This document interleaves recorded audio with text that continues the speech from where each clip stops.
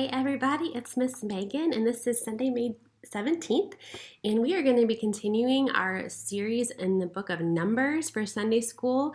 And today we're going to be doing lesson 33, which is when Israel rejected God's plan. And I guess you can probably see where this is going. We don't ever want to reject God's plan, do we? God knows best. And so the Israelites are going to learn a hard lesson today. So our central truth is that God judges those who reject him. And that sounds kind of scary, doesn't it? But we'll see that for those who are faithful to God, he doesn't judge those people, and they are blessed. So there is some hope in today's lesson, even though for the most part things kind of go badly for them. Today's key verse is Numbers chapter 14, verse 11, and it says, "And the Lord said to Moses, 'How long will this people despise me? And how long will they not believe in me in spite of all the signs I have done among them?'" So when God brought the people out of Egypt and he sent them away from Egypt, and he said to them, "I'm going to take you to a place that is so perfect for you, and you are going to grow, and you are going to thrive, and you're going to have a wonderful life there."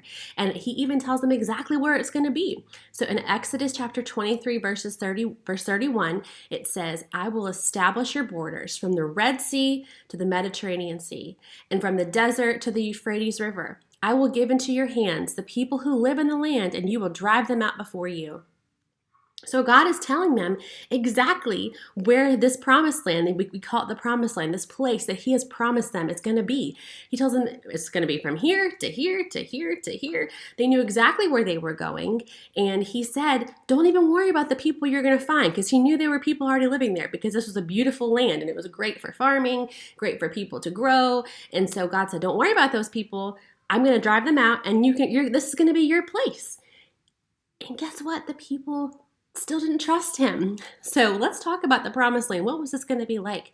This is going to be a land with plenty of water. They had just come from Egypt, which has a lot of desert in it. There's going to be, in the promised land, there will be plenty of water. There'll be beautiful farmland.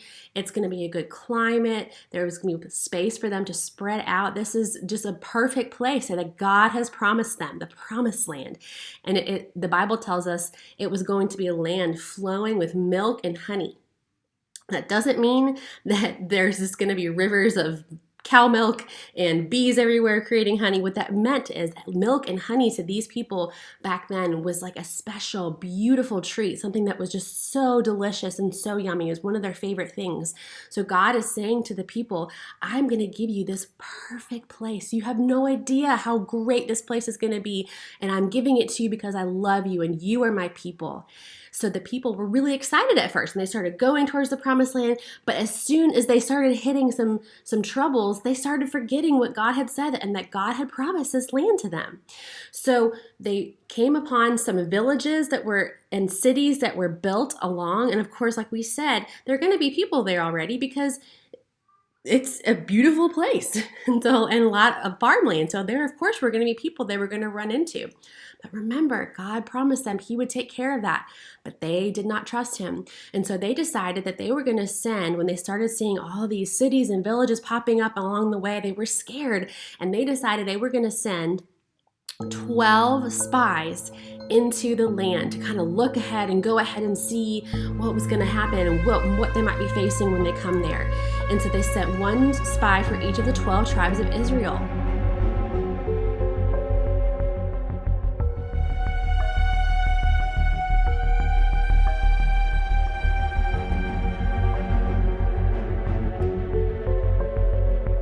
Didn't know there were going to be spies in today's lesson, did you? That's pretty cool, isn't it? So they sent these 12 guys, these 12 men, into the cities, and these men were gone for a while. They went from place to place to place. They investigated the different cities. They investigated the farmland, and they went and were kind of sneaking around so that no one knew what they were doing. They were trying to be really sneaky, and then they ran into an area where there were huge people, these giants, and they were so scared. And so they went back to the tribes of Israel, to where the people were encamped outside of the promised land, and they said, hold on, we can't go there. There are giants in there. There are these huge people. There's no way we can fight them because we're just little people. We don't have a lot of weapons because we just left Egypt, and we don't have a lot of things that are going to help us. So what are we going to do? We can't go in there. That's crazy. No way. The people had forgotten what God had just said to them. God had just said, don't worry about the people that are going to be there. I'm going to take care of it. This is the place I have promised for you.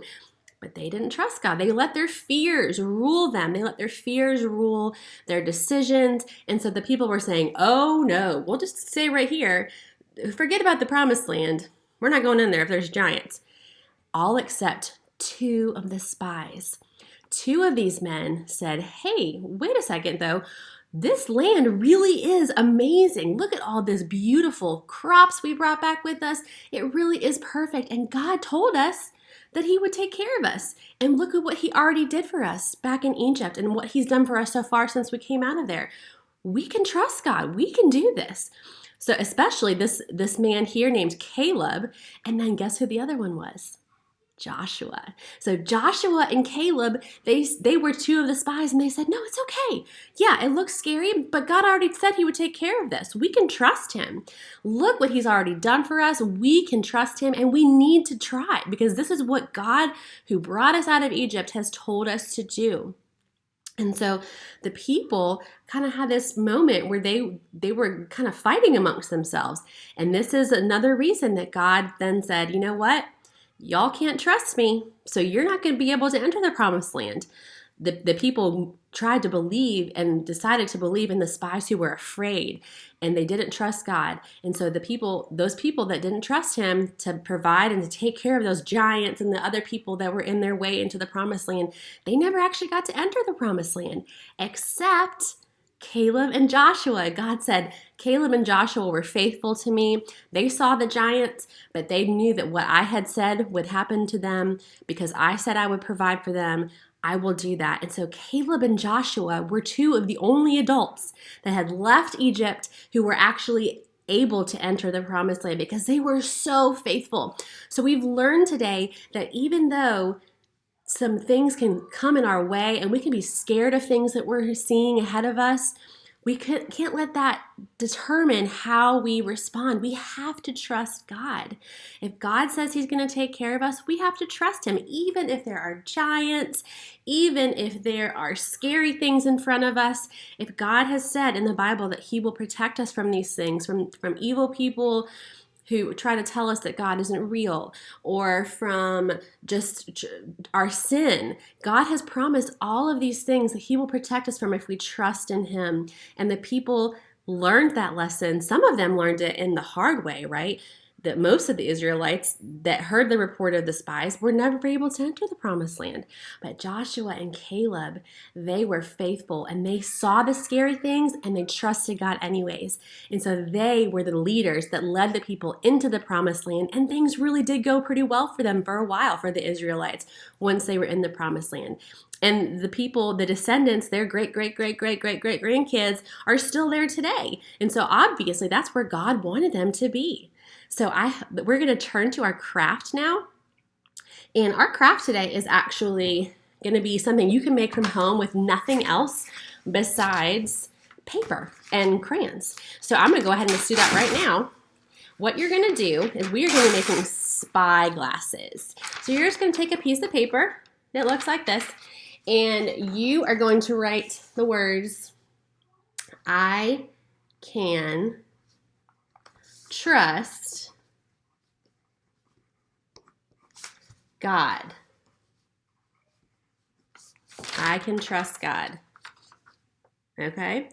And all you're going to do is you're going to roll that up, and you can decorate it too. You can spend a lot of time if you would like to, making it really cool. You can color it black for a spy glass. You're going to roll it up and you're going to tape it, and then you're just going to have a spy glass. You can look through, pretend you're a spy, go around pretending you're Joshua and Caleb and trusting and seeing the giants, and you're going to trust that God is going to take care of you no matter what. And so I hope you guys have a wonderful, wonderful Sunday, and I hope that you are enjoying this beautiful weather we've been having now that it's getting warmer, and we will see you back here next week. Bye-bye, everybody.